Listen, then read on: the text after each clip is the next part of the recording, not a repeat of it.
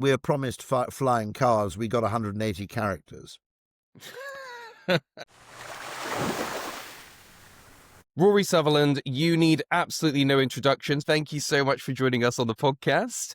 And I want to dive straight in talking about aspirational culture and what I think really is a bit of a broken generation at present. I certainly feel it. And when I started this podcast, I wanted to answer one question, which is, what does success look like today? You know, back in the olden days, success might have looked like going on Concorde a few times a year, or the car you had, the house you drove, all of these things, the job you had. But now you've got people working 3 jobs, still can't afford to make ends meet and that kind of thing. So I actually thought I'd start with a bit of an experiment. If you were a young man starting out today, and you have lived a pretty accomplished life, you've done very well, books, obviously all the work you've done at Ogilvy, what would you do? Thinking about things that people care about. So, you know, where do people live? Careers should people pursue? Even I would say going as far to a little bit of status. You know, especially with men, they kind of want to, you know, I'm accomplished, I've done something. What would you do if you were a 20-year-old man starting out in 2025? I mean, there are all kinds of strategies, because as a 21-year-old or 25-year-old man, you have all kinds of hopes and dreams for the future. What's interesting, you know, one of them might be obviously romantic. You want to have a high quality relationship. And, you know, there are approaches for that. I always joke that you'd go somewhere where, you know, on average, the women tend to be a lot more attractive than the men, you know, like Glyndebourne or Finland or somewhere like that. But, I mean, it's complicated because when I first moved to London, it was the height. Well, it wasn't quite the height, but it was the late 1980s. It was 1988 I moved to London, and it was, if you like, the high point of consumerism. And houses were still actually comparatively affordable. In fact, I think pretty much, probably in 1987, I had a boss who could probably have bought a house in Clapham on 1 year's salary, or maybe one. Now, he was well paid, Wow. but 1 year or 1.5 years' salary, he could have bought a house effectively. I don't think it was any question of people wanting parental help to buy a house back then, if you were earning a reasonable amount of money. My own rent was probably a quarter of my after-tax salary, and that was living somewhere quite nice too. It was in what's now called a house of multiple occupancy, an HMO, but it was in London W2, it was in Bayswater. Now, the area was a lot less fashionable and a bit edgier than it is now. I'll go back a bit further, because my father was landlord. My late father was landlord, and we lived in a big Victorian house on the Welsh borders, and it was split into 6 apartments, and we lived in the biggest one, effectively.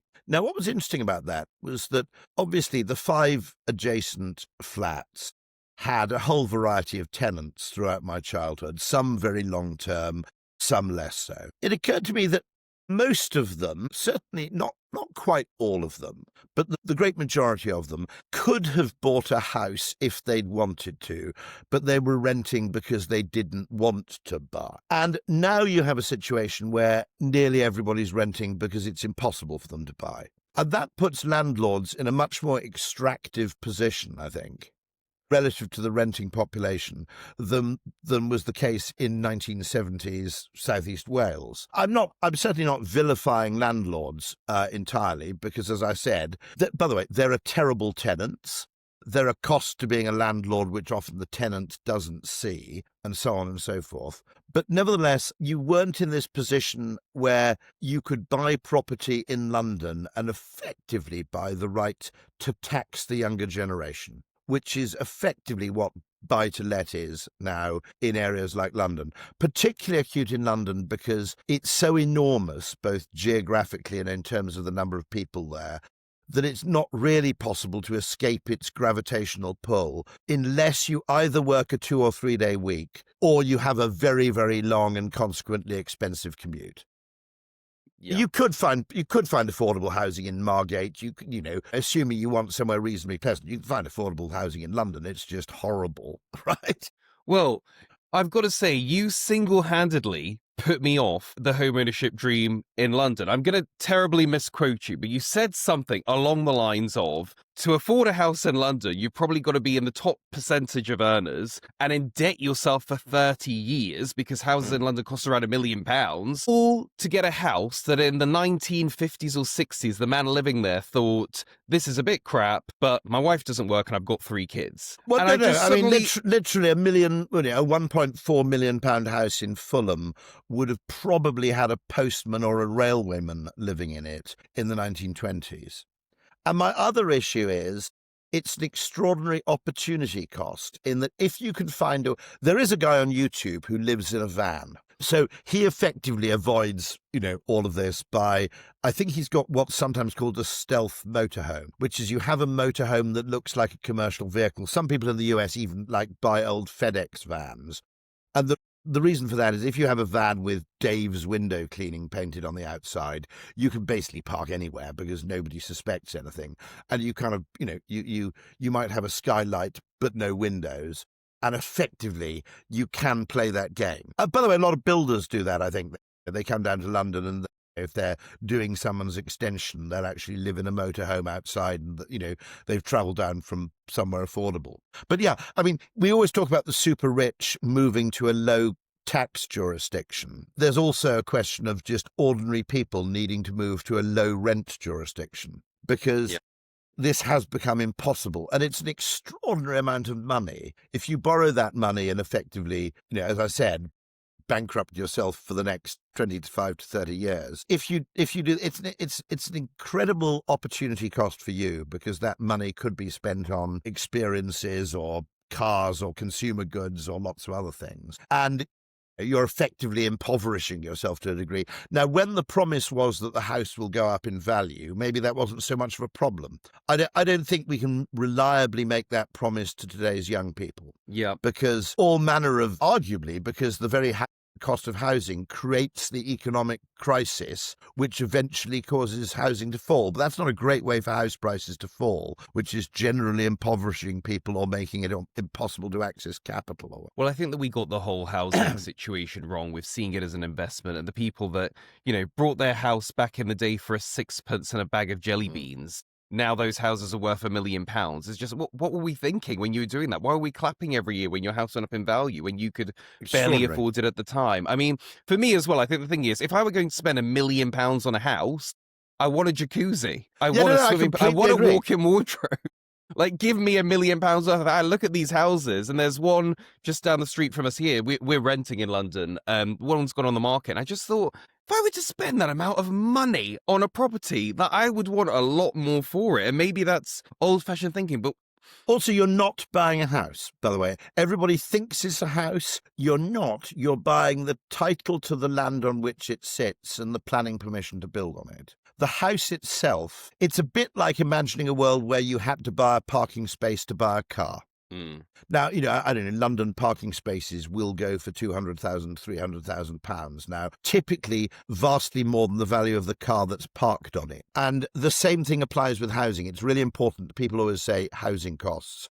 And it's really, of course, because buildable land with planning permission is immensely scarce. And because of various legislation, it's extremely difficult to build. Not only, it's extremely slow as well to get the permission you require. And consequently, effectively what you're doing is you've got anybody who owns land within a reasonable sort of striking distance of high quality employment, anybody in that position effectively has a stranglehold over the younger generation. Now, there is something I would say to that imaginary 25-year-old, which is if you can look to develop a skill that's portable, or you can acquire such a talent that your employer will effectively let you work most of the time from anywhere. There are a hell of a lot of places in the UK, never mind going abroad to one of these sort of digital nomad centres like, Canary Islands or Barcelona, although I don't imagine Barcelona's that cheap actually anymore. But, there are places in Portugal. Thailand would be an extreme case. Barbados was eagerly trying to offer digital nomad visas as well. Now, leaving aside those, which are, I think, increasingly attractive options, there are a lot of places in the UK you could actually affordably live if you only needed to go into London once a week or once a fortnight.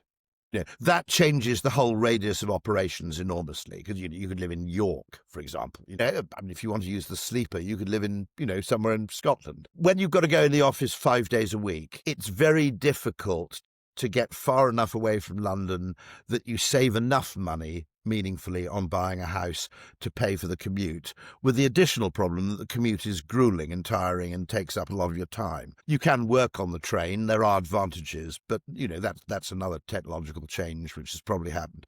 Well, this is what I'm looking at the moment, which is moving out of London and just commuting back in 1 day or 2 days a week, maybe staying overnight, condensing my London city living into 1 or 2 days a week, I think would work now. But, should I ever change jobs or whatever, what is that going to look like? Because, my current company is like, yeah, you can do 1 day a week in London. That's fine. But if you move around, I think it's a bit of a worry for the future. And also a bit of a worry that I might be bored outside of London, but you'll never really know until you try. Do you own a car? Not yet. I never needed to in London. I'm learning to drive at the moment because I'm going to need one when I get out. So this is very interesting, because in a sense, Londoners, by having public transport of a provision which is an order of magnitude finer, and I'm not, and then you can add Uber and things to that as well if you want to. Uber is a form of public transport, although it's a sort of private company with private drivers. Londoners lose both the ability, if they even acquired it in the first place, they lose both the ability and the appetite to drive. Now, one thing I can reassure you of when you move out of London is if you buy a car, you will drive quite frequently, which for the most part makes driving quite enjoyable. Quite a lot of research into happiness actually shows that people are sometimes at their happiest when simply driving a car. It's a flow state. The other thing is, when you have a car, is although people go, ooh, well, I've moved to this place outside London and there are only 7 restaurants. If you have a car, in London, your effective comfortable radius of operations is a sort of 1 to 2 mile radius around where you live or work. If you have a car and let's say you live in Maidstone or Rochester or wherever, your effective radius of operations is, 20 to 25 miles. You're pretty happy driving 25 miles to go and have lunch with somebody because you're in a car. My daughter lives in West Ken. She had to go and meet some friends in a pub in Clissold Park or something in the East End, and she said the journey home was just dismal. It was an hour and a half. She left the pub at like 11:15 and got home after I can't remember, like 1 o'clock in the morning. Now, in the countryside, that's a journey of probably 13 miles, I guess, something like that. In the countryside, such journeys are easy. Now, because area expands at the square of distance, that means that if you live somewhere, out of London and you've got a car, you've got a 400 pi square miles of what you might call usable space. So here I am in Sevenoaks. I could, go to Bluewater or Lakeside. I can go to Tunbridge Wells. I can go to Oxted. I can go to Reigate, where there's a Lebanese restaurant. I can go to Tunbridge, where there's an extremely good Indian restaurant. And they're very good Indian restaurants much closer. But what I'm saying is that actually you've got to allow for the fact that the car massively expands your sphere of operation. So the loss in terms of both sociability, if you've got friends 20 miles away in London, you never see them unless they work at the same workplace as you do, okay, or even 7 miles away, whereas if you've got friends 15 miles away in the country, you do. And so this is quite true, and no one ever tells you that about London. I have a friend... No. We were planning to go out for Halloween, and I said, oh, do you want to come here and get ready? And he said, it'll take me an hour and a half to get across London to your house. Why don't we just go to Manchester to get ready? So I was like, you know what? You notice that same thing, don't you, when you go up north, which is people get dressed up to go out. Yeah. And this is on a weekday, I mean. Actually, Londoners don't really get dressed up at all, do they? But on a weekday, you go to a northern city and everybody's dressed up to the nines. And you realise it's because they go home and then go out again. Yeah. Now, in London, you simply can't be bothered to do that. There's no time.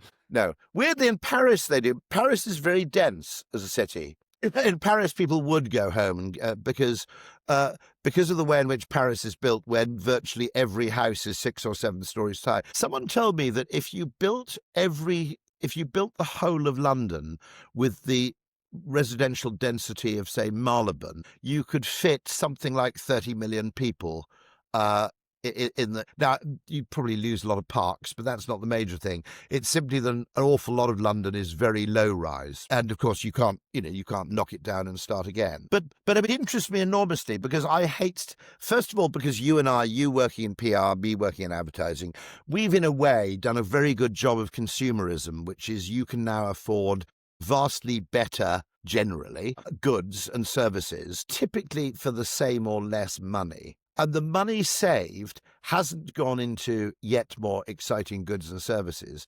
Instead, we've simply saved people a few £1,000s a year. The whole of consumer capitalism has saved people a few £1,000s a year so that they can put it towards their mortgage, which simply goes towards bidding up everybody else's house prices.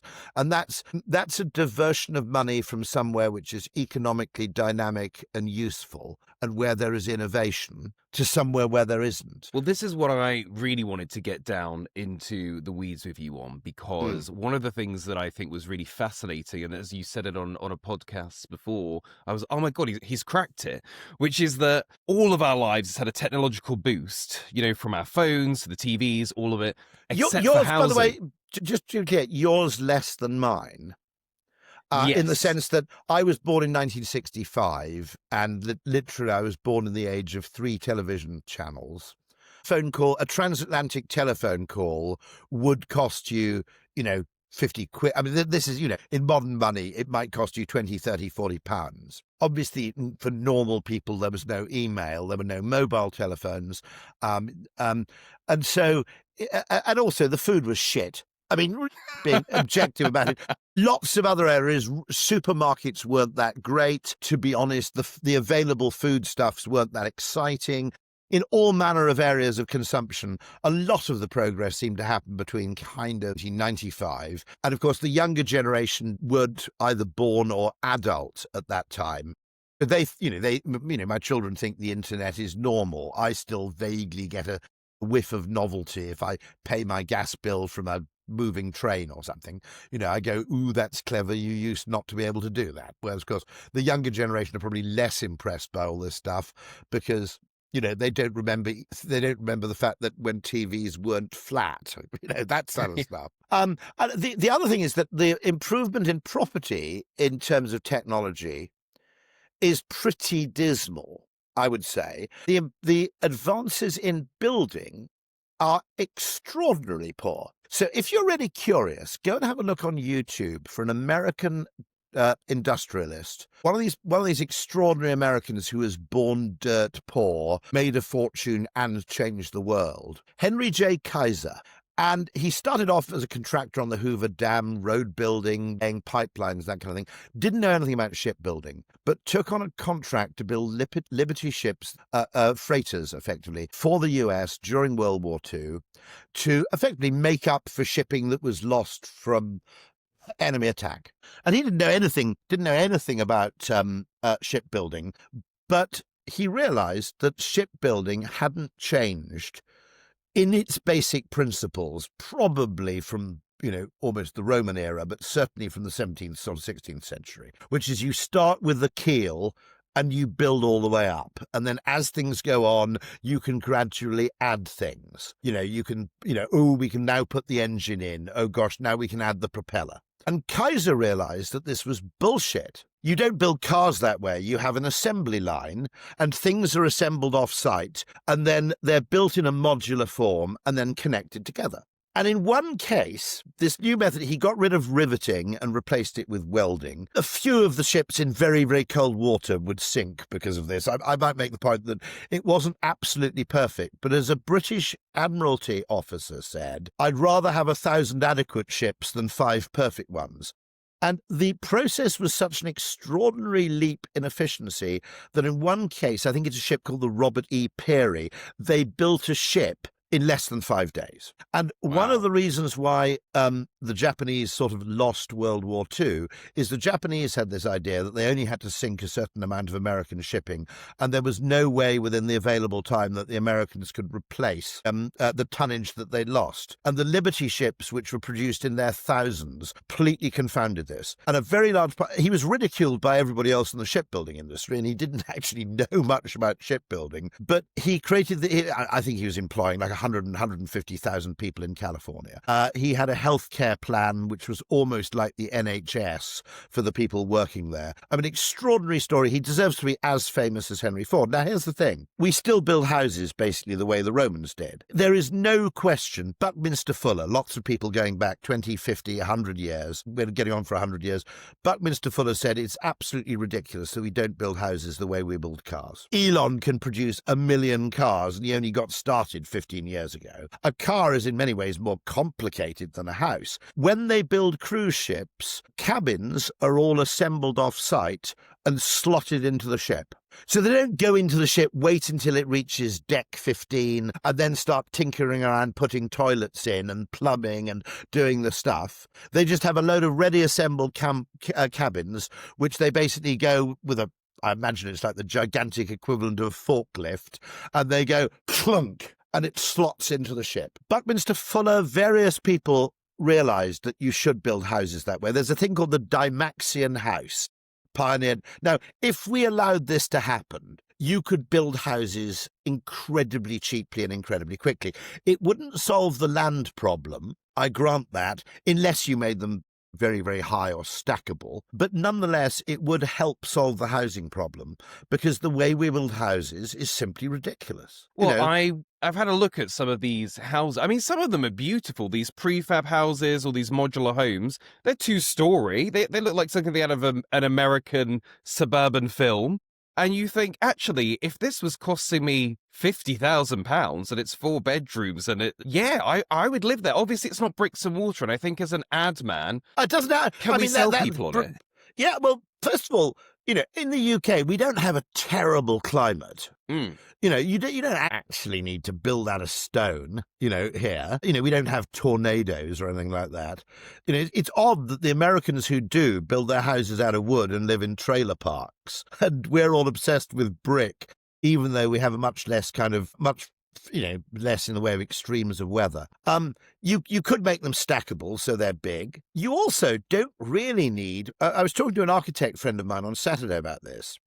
You don't really need to plumb them in because you could create energy. For example, your car could power your house. If you had an electric car with vehicle to load, you could, drive off to your local Shell charging station, hang in 100 kilowatt hours, drive back, plug in your house. That's enough to keep you happy.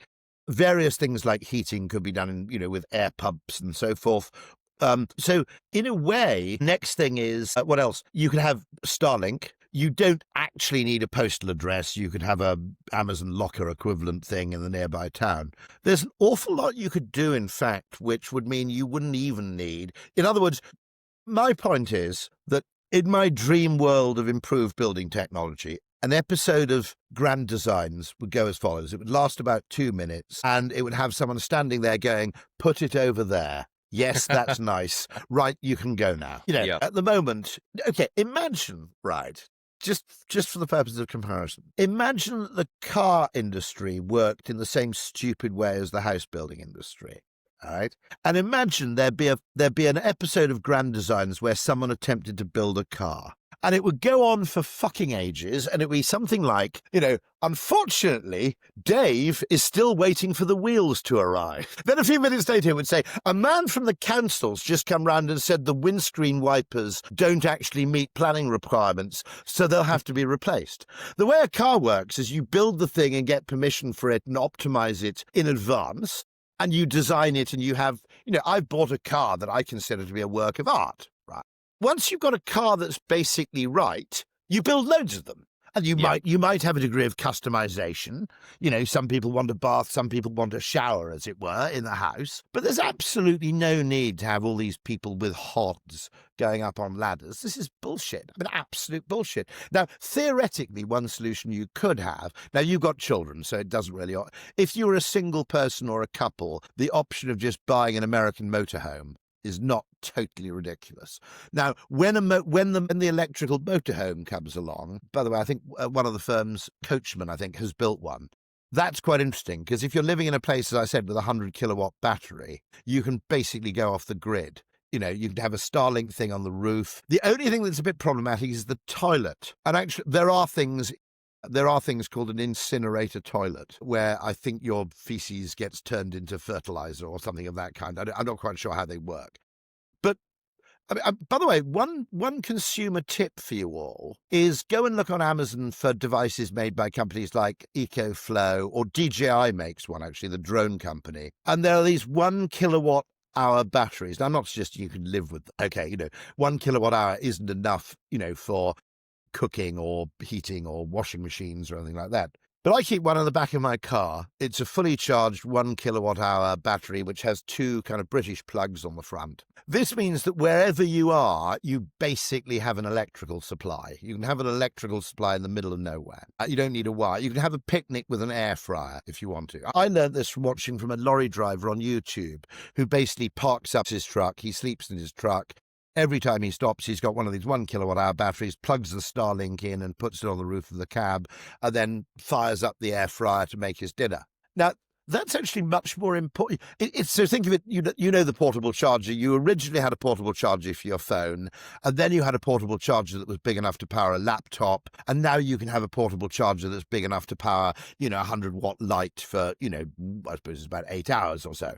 And this business that in fact you might have, and some electric cars have what's called there's vehicle to grid, which is where it powers a house, and there's vehicle to load, or where it feeds electricity back into the grid at times when there's high demand.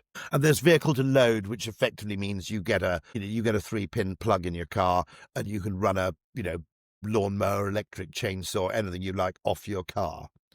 And that's quite a big event, in fact, in technology, the fact that you can have high-powered electricity anywhere. At some point, all of these technologies are going to come together, and someone's going to say, this whole housing business is ridiculous. We need to do a Henry Ford on housing. Well, that's my hope. I really do hope that all these things come together and someone's got the will, and maybe you need a couple of politicians to have the will too, because I could see it working in the sense of, much like a festival where they take over a field, you could take over a field and say, look, you can all put your houses here. That would cause some competitive rates between the different fields. And then it would be much like a haven, I guess, where it's like the amenities here are better for the kids. The amenities here are better for young single people that want to party. It's extraordinary. It's an extraordinary failure of the architectural profession that someone like me, who is a technology-obsessed bloke, chooses to live in an 18th century house. That, in other words, the improvements in housing are so dismal. Now, don't get me wrong, I'd quite like a vintage Bentley, but not as my daily driver, right? Okay, right. The people who make cars have sufficiently improved cars that after 3 or 4 or 5 years, we hanker after a newer one. And by the way, I think electric cars are spectacular, by the way. I mean, and one of the things I'm really looking forward to, electric bikes, I think, are spectacular. I think these things are really, really important.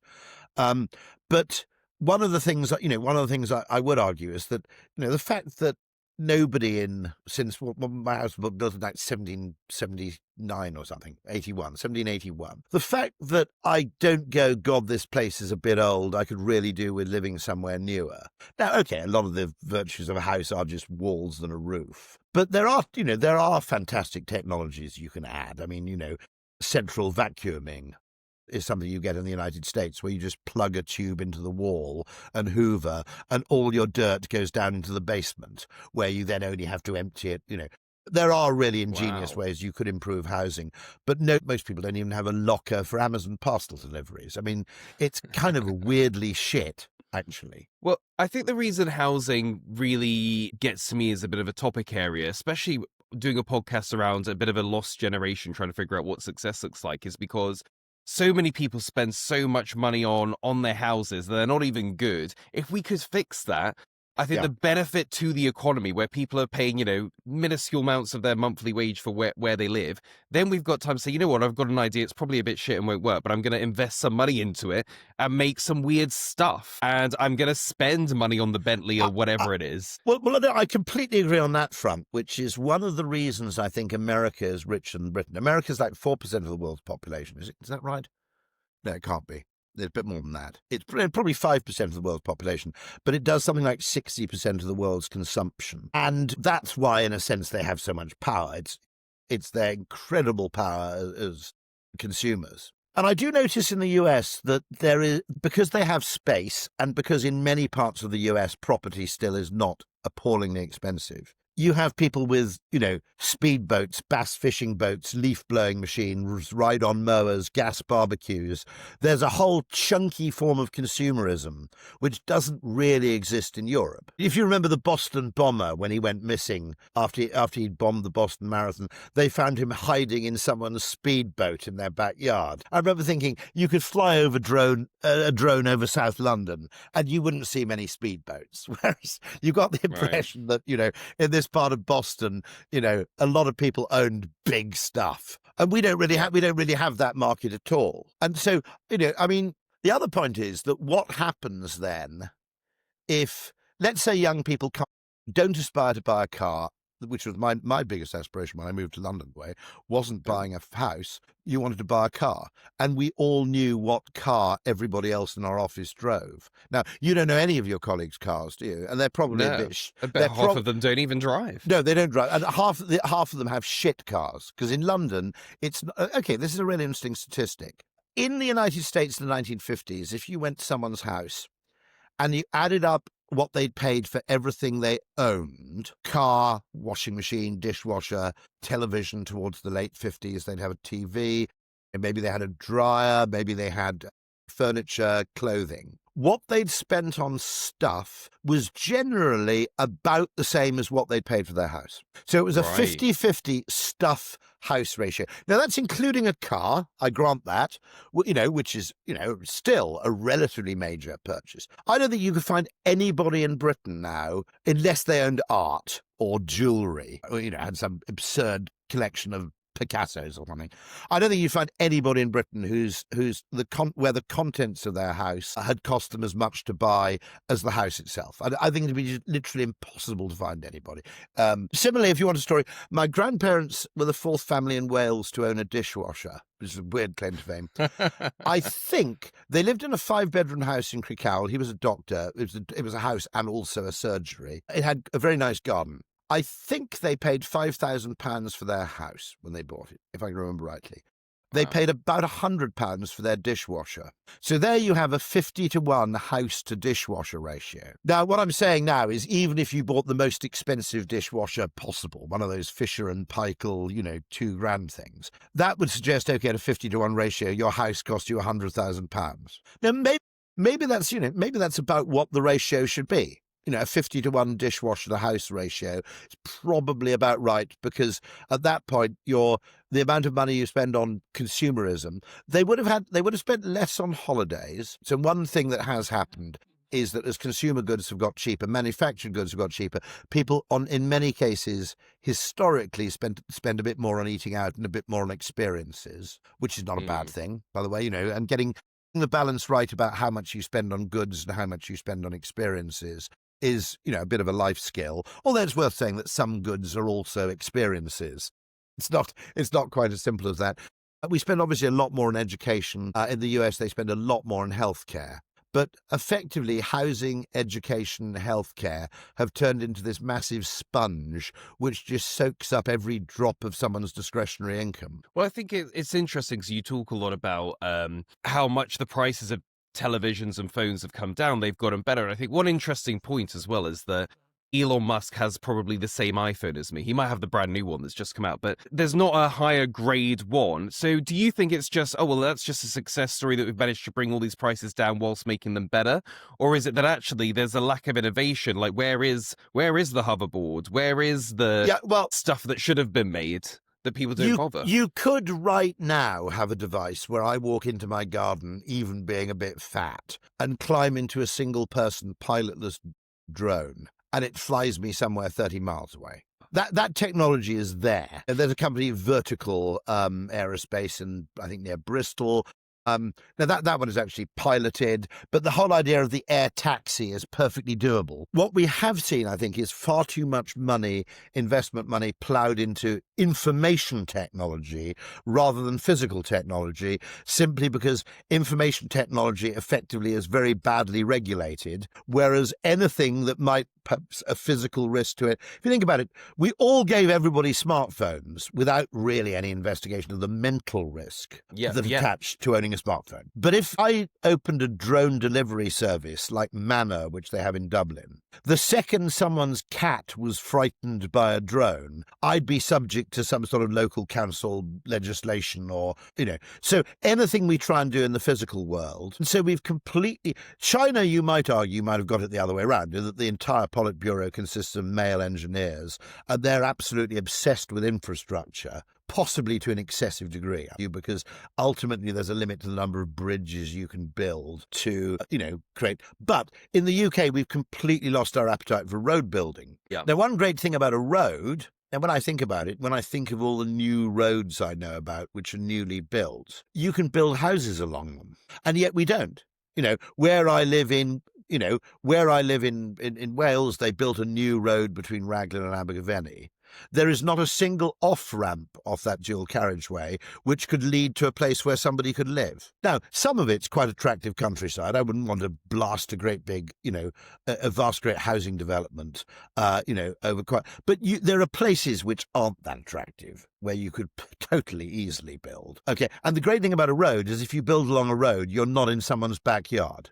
You're creating a new housing space, a new community, rather than always foisting a load of new residents on a pre-existing community. So our lack of appetite for or reluctance to invest in things which are in any way physical relative to things which are purely digital. If you look at the money being ploughed into AI, what would have happened if that had been ploughed into low-altitude aviation or cold fusion, whatever it might be? Some of those things would fail, but I think it's a grotesque over-concentration of investment capital in a small number of parts of the economy. So you've been at the heart of this. I've heard your story about people shouting wanker at you for being one of the first people using a mobile phone on Oxford Street. You've been at the heart of this because you've been selling these concepts of a phone that you don't have a wire in to people. Where did this go wrong? If two men on a podcast are talking about we could build houses out of different materials and you could fix the housing crisis in a couple of weeks and we could strap a drone on and fly off and all of these things, why is there no will to do that? Why are we stuck here just making the camera a little bit better on your phone and tinkering with a little bit of AI? I'm just trying to remember who it was. I think it might have been, I think it was Peter Thiel who said, we were promised flying cars. We got 180 characters. And he's talking about the early Twitter when it was effectively SMS fed. Some of it's regulation, some of it's, again, a desperate bid by people to make a digital land grab, which is similar to the kind of American westward expansion. Only it's technological rather than physical. If you can create a networked business, a business that exploits network effects, you can create a kind of effective monopoly where the profits are. The potential for wealth extraction is enormous. And it worries me enormously the extent to which Amazon, Meta, and Google between them effectively can extract a disproportionate part of the value from any transaction that takes place on their platform. The extent to which someone making something and selling it to another person, by dint of having to go through this gatekeeper in the shape of one of those three entities, either in terms of finding a customer or in terms of effectively playing host to the transaction, can more or less charge fees that are not, that are the greater part of the putative profit that's made by, the seller in that transaction. That strikes me as fundamentally terrifying because it's like having a local, I grew up, my ancestors are Welsh farmers. It's like having the person who owns the market where you sell your cows can basically go, ooh, that's a nice pedigree Charolais bull. I think I'll charge you 400 quid to sell it. Yeah. Now, had you done that in Abergavenny or Monmouth back in 1930, people would have buggered off and found a separate market somewhere else. And you can do that with 1,000 people or 3,000 farmers. You can just go, this market's a total rip-off. We'll found a market of our own. You can't really do it with 1 million people. You can't, if you looked at the effort to get people to leave X/Twitter and move to Blue Sky, it doesn't really work, It's simply, too difficult. Yeah. And also consumers aren't paying this cost directly, so it's invisible to them.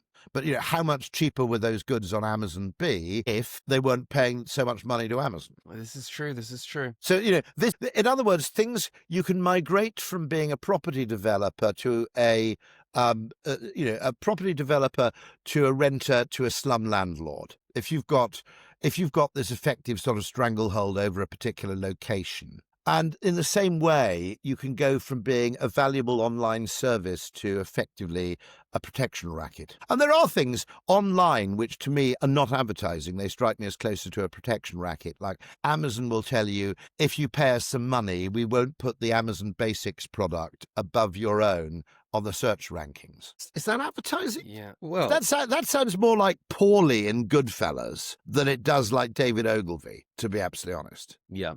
David Well, Ogilvy, actually, I wanted Yeah. to move on to advertising as a topic, 'cause as you say, I work in PR, you work in advertising. I guess the first one I want to go into it is actually about AI, and is AI a friend or a foe when it comes to creativity? Because I've done it myself now. Rather than spend time Googling or whatever, just go into AI, be like, this is what I'm looking for, give me 3 options. And, I'm not so much looking at adverts and thinking, oh, that's a good idea. And also, I'd say that aspirational culture of me seeing something and thinking, oh, that's cool, isn't really there as much anymore. I think people are a little bit more logical thinkers, maybe because they have to be more careful with their money. What do you think that AI is a big potential for advertising, or do you think it is stifling the creativity a little bit? It has high potential to be very valuable and high probability of being disastrous. Right. This is my take on it. The reason I'm pessimistic is not, well, it's only partly to do with, there are terrifying prospects in terms of the potential to use AI to do individual harm. Drone terrorism is something we haven't given enough thought to. But once you can effectively program something in advance to do harm and walk away, okay, that was a bomb with a timer, which was an extraordinary breakthrough. In the early days of anarchism, you had to carry a bomb, throw it at someone and run it away. Then you had the bomb with a timer, which was, or in some cases, I think in aviation, the bomb with a kind of altitude sensor or whatever. That was an extraordinary kind of technological breakthrough for anybody who was interested in doing nefarious things. If you have a thing you can program so it sits there and then 3 days later takes off and flies into a building, a driverless car is potentially a cruise missile on wheels. So that terrifies the life out of me. That's so weird. My dad and I had a 3-hour conversation about drone terrorism and why we're not being careful. But I think it's they will do something about it once something happens. I think that's the situation they're in. That they won't know. preempt it. But but at some level, AI has the potential to empower human beings to make them better. It could make a pretty good doctor as good as a very good doctor. So that's what I'd call a qualitative improvement. However, AI costs money, much more than, say, the early internet cost money in terms of the investment in data centers and everything else that's required. The companies will need to make their money back. How do you sell an expensive product to a business? You sell it on the basis of cost savings. How do you make cost savings? You promise to get rid of their workforce. And what do companies want to do who want to impress their shareholders in the short term? The fastest way you can ever create a profit out of nowhere in the short term is by slimming down your workforce. And if you have a plausible narrative, which is where if you were slimming down your workforce, you had to explain to your investors why it was you were slimming them down. What possible means made it possible for you to slim down your workforce? Now, for that, you don't need the truth. You just need a plausible story. And if every single company on the planet that's a PLC or a, Fortune 500 company has this plausible story which can say, we're going to make spectacular wage savings owing to the deployment of AI, and the people in the investor community believe that story, then that's what you're going to do. And so to justify your expenditure on AI, which most companies seem to be engaging in, the only way the you could justify it the slow way, which is to say we will be able to provide a higher quality service, which means that more people will buy our goods and profits. But that's a much more nebulous promise than we're going to lose 10,000 staff. And so consequently, the way in which AI will be used will, I think, to a large extent be used by public limited shareholder-owned companies as a way to some extent to game their own investors by allowing them to claim that the short-term profit gains that arise through getting rid of people are in fact sustainable because of this magical technology, even when that isn't true. So no, I'm terrified because most businesses effectively spend most of their time trying to reduce their wage bill, because in most modern service economy, that's by far the biggest part of your cost. That's not true in aluminium smelting or heavy industry or mining or whatever. It certainly wasn't true in the 1920s when labor costs were very low. But that's basically what's going on now. Well, it's interesting because I guess it's how far out do you want to take a vision of it? Because I guess at the same time, we're also being told we've got a population crisis. There'll be no one here in 30 years. So actually, will we need to rely on the tech to do jobs because we simply don't have the people? You could create a bigger leisure economy, and you could do a Henry Ford, just as Henry Ford sort of, inverted commas, created the 2-day weekend, partly because he thought that if it took off, it would be worth Americans buying a car once they got 2 days off at the end of the week. You could make a call and just say, actually, let's have a slightly more intelligent trade-off between work and leisure. And you might argue that, it'd be interesting to know what proportion of Americans would be happy earning a bit less if they also had to work a bit less. You could equally say, well, once you get down to 2 or 3 days a week of work, people who are really short of money could do 2 jobs. What that looks like will be, I think, a mixture of horrible and quite nice. And there are an awful lot of things to me that strike me about the future and about technology that are kind of horrible and nice. So Airbnb, for example, as a business, at one level, it means that a farmer near where I grew up can turn a stable into a small holiday cottage, not one where anybody would want to live, but you can rent it out to Airbnbers. The farmer now has a new source of income. The consumer now has a new place to stay. I think we can all agree that's probably net positive. And he wouldn't have bothered doing up the place anyway, otherwise. By contrast, if you take something like central Barcelona, where it's more profitable to rent a 2-bedroom apartment for 17 weekends a year to Airbnbers than it is to rent it to a full-time local occupant, then it's a huge problem, because you end up with the centre of a city being completely hollowed out. And you sit there at a Barcelona cafe surrounded by other Airbnbers watching people wheel suitcases past your cafe. That's not Barcelona anymore, is it? So it's one of those things where, an awful lot of these things, we effectively they arrive and we make our own uses for them. We can't really predict what's going to happen, I think. Now, the other prediction I will make is that that AI will be slower to find its absolute perfect role than we like to think. It's like the Gartner hype cycle or something like that, in that we have a period of maximum hype, and then there's a kind of, the trough of disappointment. And then, rather like the QR code, fashionable, falls out of favor, finds its niche during COVID to a large extent. Yeah. And then, I think we'll see increasing ingenious uses of QR codes over the next 5 to 10 years. And I rather suspect that AI will adopt a similar pattern, because it's a common enough pattern. Because to make something really useful, people need to change their behavior. And behavior change is slow. It's slow, and it's also uneven. It doesn't arrive simultaneously. It has to permeate through a population. It's almost a process of percolation, if you like.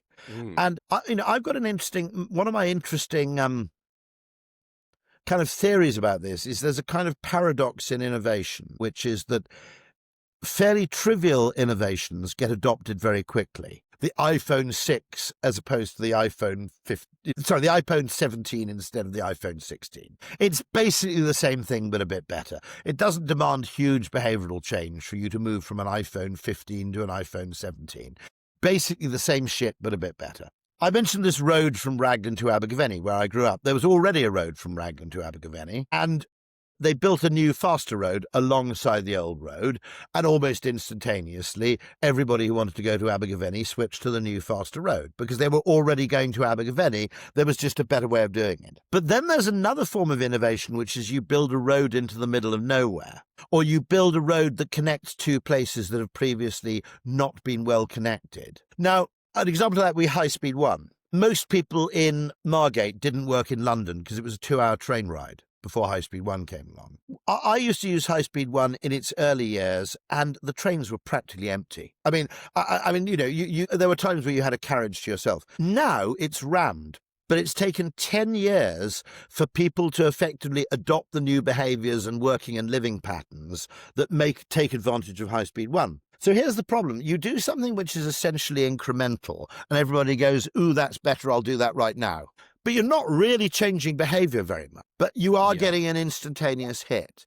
You do something which is significantly innovative, which makes it possible for people to do something they weren't able to do before. And weirdly, the pace of adoption is strangely slow. I mean, there was a 10, 15-year period where mobile phones were seen as very high-end business devices for incredibly important salespeople or something of that kind. What do you think is the biggest missed opportunity in recent times? Because I always felt that once we sort of got out of COVID, but people were still working from home, I don't understand why struggling pubs have not basically effectively created WeWorks until 5 o'clock. Just let everyone have free Wi-Fi, maybe free coffee. You've got local people actually connecting again, probably doing a bit of business and networking. And then 5 o'clock hits and they start serving the booze. People will probably stay. I mean, for example, pubs are weird because they don't sell vapes. They're open till 11 o'clock. Okay, why don't they just sell vapes? It's a whole source of bloody, high margin revenue. Why don't they sell milk? Why doesn't the pub just have a fridge and it just becomes normal that it can act like a bit of a village shop for places where the village shop doesn't stay open late? You only have to sell 20 things, loo roll, milk. There are sort of 20 essentials, nappies, that kind of thing, which you really can't do without. I don't fully understand why that hasn't happened. I mean, other areas of, I always thought Google Glass was actually a very good idea, and I think Zuckerberg seems convinced also with his Meta Ray-Bans that the future, effectively the next interface, will not be a phone or a tablet or a laptop, but it'll be a pair of spectacles. And I have to say, I'm not his biggest fan, but that strikes me as a not altogether insane bet on the I'm future. good for that. Yeah. I have to ask you, because we're coming up to time, we've talked about a lot of things on this podcast, and I would say probably all coming back to sort of missed potential. We could have been in a really different situation, but we don't know, in fairness, we don't know what the world would have been like if everybody basically left the internet more or less as it was in about 1999 and invested in drone transportation or house building or... Yeah. My point about house building is it is, if you view it by comparison with something, let's face it, more complicated, like car building or ship building, it is just comically shit. I mean, you could literally, when I said you could have an episode of Grand Designs where you basically go, put it over there, I'm not entirely exaggerating. You could indeed do that. Yeah. There will be a few cases. The other thing is prefabricated homes, by the way, existed after World War II. The odd thing is, when I was a child in 1970s, some of them still survived. When you drove in from the Calder to Newport Station, you passed about 5 or 6 of these surviving prefab houses. The interesting thing is you would have expected them to be shit, right? Actually, the owners, seemed to love them and took great care of them. Now, maybe that was just the generation in part, but it's not impossible to build a posh trailer park. There is Pamela Anderson, I think, I've got a vague memory. There was in this thing in Malibu, there's a trailer park near a beach in Malibu where the plots kind of cost $1 million or whatever it may be. I can't remember. But it's not impossible to turn prefabricated housing into what you might call high quality accommodation. We've sort of demonized the trailer park, if you like, but fundamentally there's an idea there, and that's one of the advantages. It seems like an advantage, but it's a sort of benefit that Americans have, that there is that housing of last resort. Another question I'd like to ask, by the way, there are a lot of young people, single or maybe in a couple, who would settle for a very, very small flat equivalent to student, an individual student room. That is designated student housing, and only students can live there. Well, why? Okay, what is it? The government has said, you see that apartment block over there? Are you a nurse? Do you do a useful job? Do you work in PR? Whatever it may be. You're actually part of the active economy. No, you can't live there. But if you're studying Anglo-Saxon poetry, go and live there. What the fuck's going on there? Why is it student housing? If you've built housing and you believe in free markets, anybody should be allowed to live there. But for some weird reason, they've designated, no, it's student housing. We can't have ordinary members. Now, a lot of single people, if you're not in a relationship, it's bloody difficult to find a nice place to live. Almost, virtually impossible with one salary. Oh, I think that's insane. Honestly, the amount of people that I hear about in the 80s and 90s that had their own place and that was just normal. And now it's just, you couldn't do that. You have to get 3 or 4 roommates together and share a 4-bed. And that's if you've got mates. Okay, if you haven't got, I'm not going to dispute it. People who don't have that kind of social network around them end up in a house of multiple occupancy with a bunch of strangers. One of my sister's friends is just getting passive aggressive. Okay, so she's moved in with someone she didn't know. Okay, now she's getting emails from not even the landlord, but the other earlier tenant, who is now, because I think she is the prior tenant, is taking on this kind of, I suppose she's subletting in some shape or form. So she's taking on this massively proprietorial attitude to the property. And she's sending my daughter's friend photographs of the dishwasher. This is the dishwasher. Did nobody remember to put it on last night? Oh, my God. Who has put something in the washing machine that takes 3 hours to wash? Well, that's a cotton wash. I wouldn't do one personally. But someone put the washing machine on a wash like cotton, which took 3 hours. And they're these passive aggressive. Now, living in that situation, you're not, you're effectively under the thumb of whoever the most neurotic person in the household is. That's no way to live at all. So the only solution is to tax property. It's to tax the unimproved value of land, so that the business of land ownership is no longer extractive, because it comes with an obligation to society that if you're going to extract money from society, you can pay something back.